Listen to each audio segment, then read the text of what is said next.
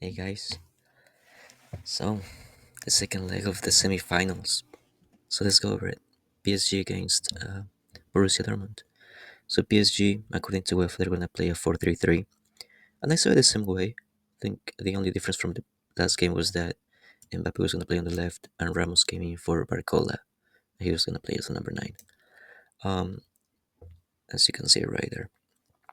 On the Borussia Dortmund side, they were gonna play a 4-3-3, no 4-2-3-1 according to UEFA, but I saw it more as a 4-1-4-1 because even though they tried at times to be a 4-2-3-1 or a 4-3-3, PSG was attacking so much they just couldn't attack as much as they wanted to. And they had the same team from last time. The only difference between the two teams is that PSG didn't play over the weekend and Borussia Dortmund did. And some of the players actually rested a little bit, but still, that's something that could matter in the the long run. Um, so very early on the game, you can see that PSG really wanted to go for it. They had Mendes and Hakimi going super high, just like that. It was like pretty much like a 2-3-5. It was a super offensive team. But from last time, now Ruiz was gonna be left behind and trying to create something because, as if you remember from the last game, Sancho had a lot of influence during the game on the right hand side. So now Ruiz was in charge of covering the section with Nuno Mendes. So that's why you can see that Ruiz was dropping a lot, especially during the first 30 minutes.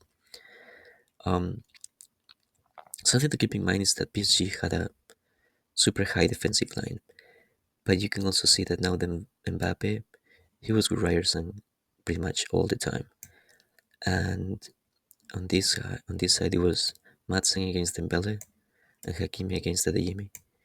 Um, and Sarah Mary against actually it was Brandt because Savitzer plays more on this side.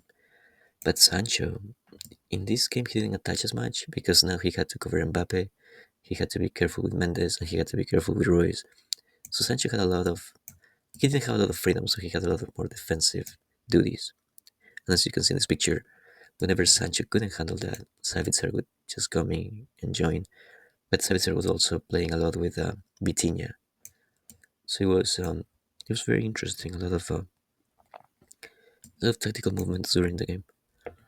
Um, so here you can see that um, Borussia Dortmund are trying to do the 4-2-3-1, but even though they're trying, um, it's it just does that for a couple of seconds because PSG was attacking a lot, so they couldn't really pass that. Um, Something to also keep in mind is that Ramos, even though he's a number 9, he was dropping a lot and recovering a lot of balls, and you can see again that you can see the Yemi with Hakimi and Sarah Mary with Brandt. But also here notice that Mendes now is the second person that has to cover Sancho because Ruiz now is always on Sancho. So that was really good for Mendes because he didn't get exposed as much. And now you can see that Borussia Dortmund is trying to do the 4-3-3 with Sancho and Adeyemi going higher, but again, didn't last much. And Adeyemi in this match, he didn't run as he did during the first leg, so he was actually defending more. And Sancho, like I said before, he had more defensive duties, so they would always come back to the 4-1-4-1. Like I said, after the 30th minute, Ruiz and Mendes changed positions. For some reason, Mendes dropped, and Ruiz he went to the back of Mbappe. So, but this wasn't a good move because that's when Borussia Dortmund just exploded their chances. Because as you can see now, Adeyemi, obviously Hakimi was still going higher, so it was Adeyemi against Marquinhos, um, and Sancho against Nuno Mendes now again, and Vitinha with Savitzer, and Fukruf with Bernaldo. So the last thing you want is to have a 1v1 situations against your defensive line. So that's when Borussia Dortmund just had a lot of chances for a couple of minutes, and that was the end of the first half. Um, So as soon as the second half started, PSG had some good chances and they hit the post and stuff, but if you don't score the goals, it doesn't really matter.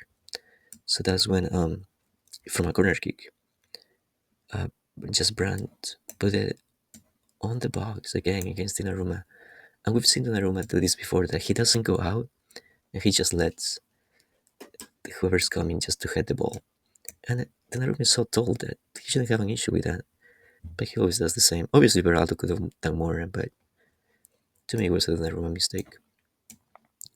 Um, then, like I was saying before, Adeyemi was super tired in this game, so he got out, but Royce came in. But when he came in, obviously he was not going to be able to defend. He's First of all, he's not as defensive. He was not going to be able to defend against Hakimi or Dembele. So that's when Brandt was going to help that. But it was not much because he's also not the best at counter attacks. So how are you gonna help that? To me, it wasn't the best move at the time.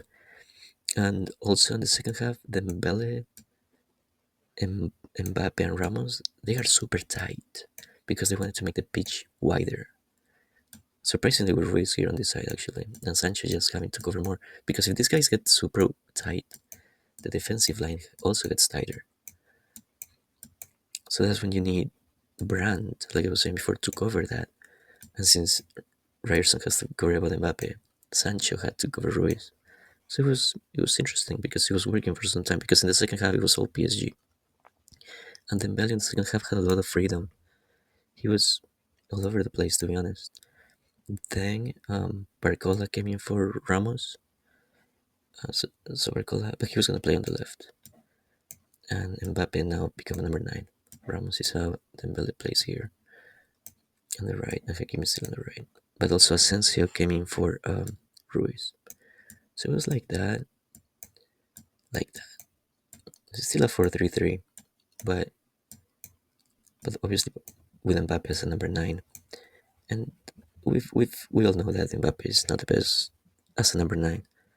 Anyway, so then around the 68th minute, Sully came in for Sancho, because Sancho had a lot of defensive duties, so Sully came in. But this meant that now Borussia was going to have a defensive line of 5, and they were trying always to do. Oh, this also meant that Brand was going to be on the right, just like that. It was always like that, with Savitzer doing the pressing at most. Whenever it was almost always like a 5-3-2, but as they get tired, it was like a 5-4-1.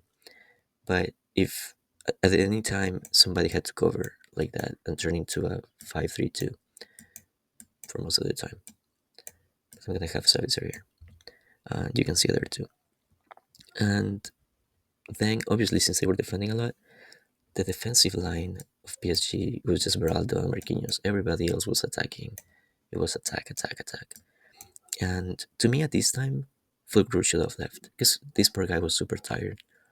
And obviously, if you had 2 defenders here, this guy was gonna have to counterattack, and he wasn't able to run at the time. And obviously, Royce is not the fastest, so he wasn't helping that much in the counterattacks. Then Lee came in for Sarah Mary. Still 4-3-3, these 3 in the midfield. And then, like I was saying before, Dembele with a lot of freedom, because since now these guys have 5 in the back, Dembele and Mbappe had to create something between the lines, 1v1 situations, in order to create something. So Dembele had a lot of freedom there. And here you can see the 5-4-1, which also is a 5-3-2. It changes a lot depending. Again, Dembele with a lot of freedom. Then Mcha came in for Brandt, because Brandt was also super tired. But now it was like, now we're getting really interesting, because it was like this with Royce trying to cover this section. I think in the last minutes, it was just all Borussia Dortmund in their own box trying to defend as much as they could, and they actually did. But anyway, that's how you get to the final. You don't have to play nice; just score the goals and make sure the other team doesn't score. Anyway, so we have one finalist. So I hope you like this, and please like and subscribe. Thanks.